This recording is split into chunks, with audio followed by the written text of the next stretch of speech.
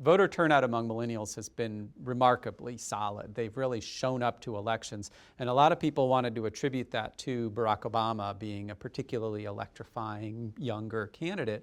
But we actually saw it before Obama. In 2004, when John Kerry was the Democratic candidate, you saw a real spike in youth turnout, that this millennial generation as a signature has been more engaged, but only in presidential election cycles. The gap in young-old voting in the last two presidential elections has been huge. It's been the biggest in our history. So the young much more likely than the old, for example, to vote for Barack Obama the 2 times he ran.